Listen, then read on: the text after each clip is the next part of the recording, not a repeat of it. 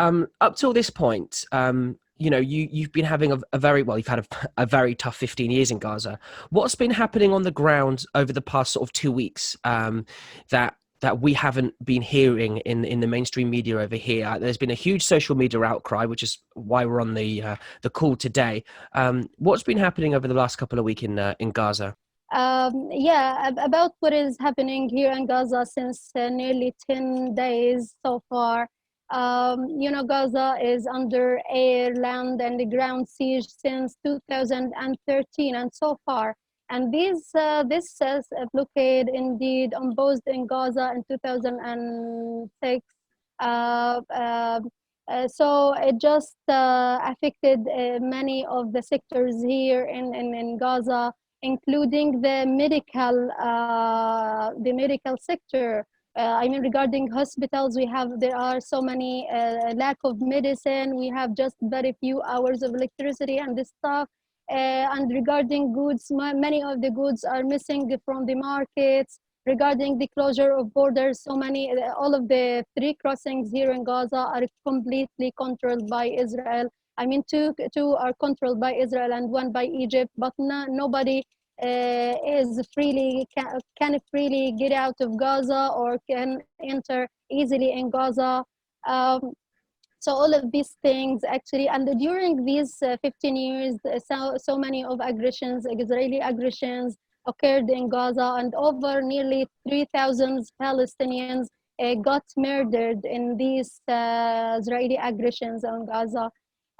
So many murdered, so many houses got destroyed, including my own house.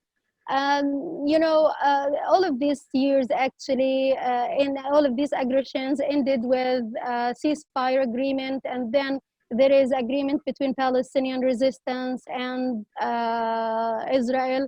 So they agreed to stop to ceasefire, and then agreed to ease like some procedures regarding the Israeli blockade in Gaza and the stuff. But unfortunately, lately, the Palestinian youth here, they want to express their anger from the Israeli policy against their people here in Gaza. So they just sent incendiary balloons, which is Mm. considered like popular resistance. They send these incendiary balloons into Israel that cause fire in some border areas in Israel. This action actually came by the Palestinian youth here in Gaza because they want to shed the lights on the suffering of the people under this siege, and they want to shed the lights that Israel do not commit to the understandings that occurred after every ceasefire agreement. They want to put the pressure in Israel that they want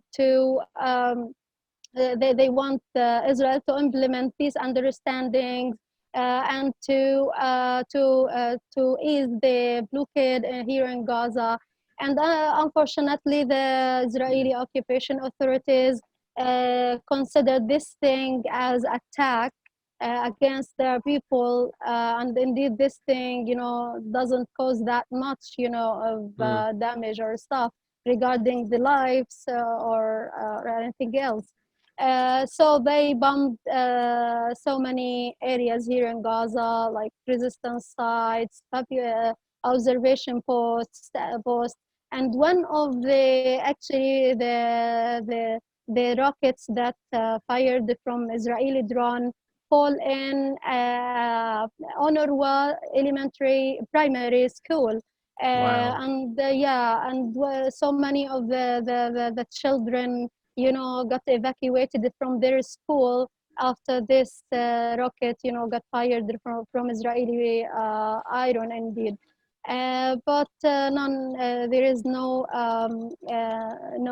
casualties. Actually, we have during these 10 days of aggressions, there are so many damages, or this airstrike caused damages to some Palestinian houses, and nearly five Palestinians got injured, including pregnant women and three children got injured during these strikes. And this is actually far. I'm talking only about the injuring, the casualties. And imagine, while you are only have 4 hours of electricity, and yeah, I want to add this thing, Mm. as also Yeah, as definitely collect, come back yeah, to that. I want to hear yeah, about that yeah, situation. yeah. One of the collective punishments, that measures that Israel were taken after these incendiary balloons, they also closed the only good crossing. So this thing resulted on lacking of the fuel. So we have lack of the fuel, and this thing affect the only power plant here in Gaza. So it has shut down completely. So the people here have only 4 or 3 hours in 24 hours. This means, catastrophe regarding hospitals, regarding so many things, and regarding even the factories or companies Mm. that work here in Palestine, everything, just got affected badly here due to the lack of fuel and the closure, the shutting down of the only power plant. Mm. Also, the fishing zone.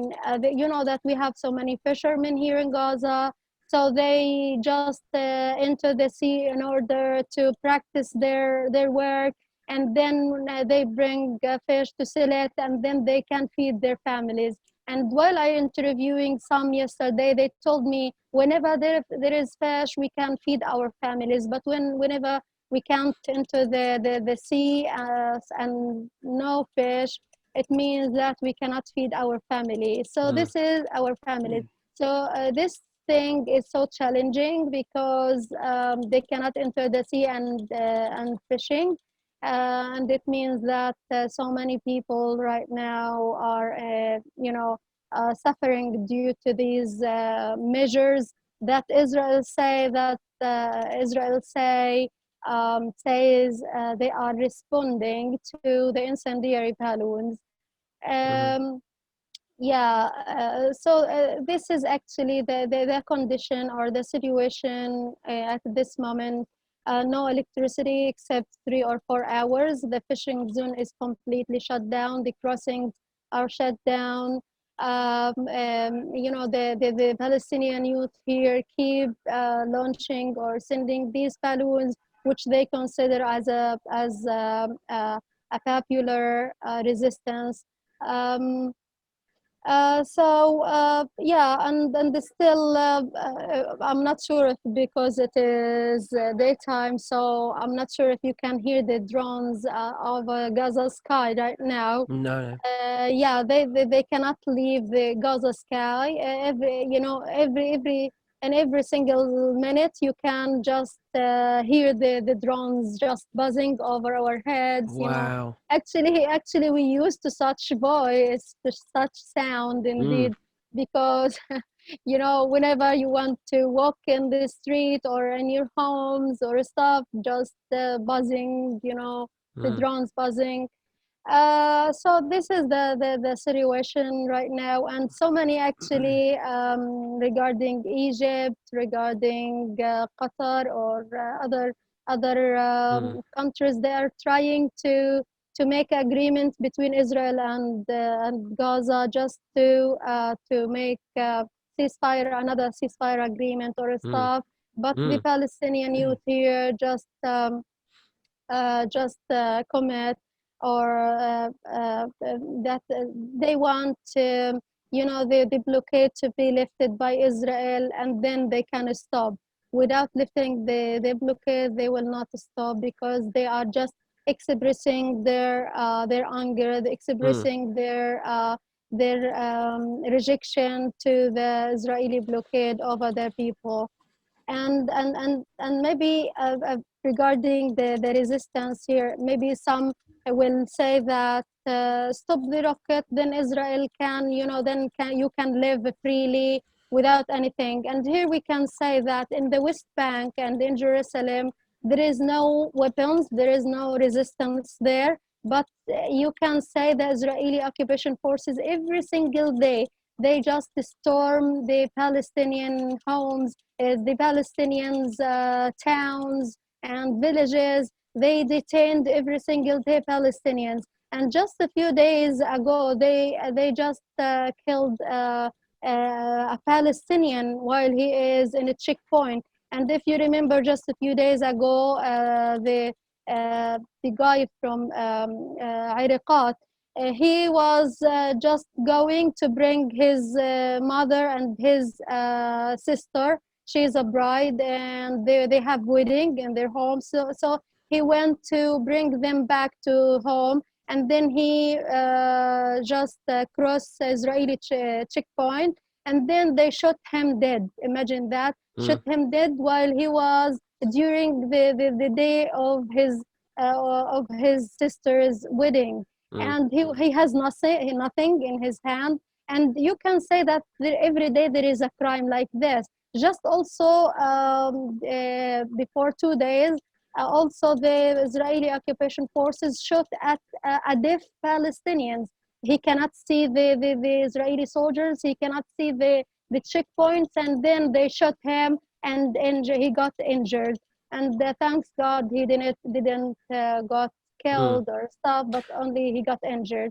So to So yeah, summarize, I yeah, mean, you are under siege. I mean, if we were to compare this to, you know, a thousand years ago, when kings and queens and wars were fought with castles and knights on horseback, you know, one of the popular techniques was to starve these communities of their economy and their livelihood, block off all routes in and out for goods and commerce, and eventually, you know, destroy them from the inside, take away their economy, take away their livelihood, take away their resources.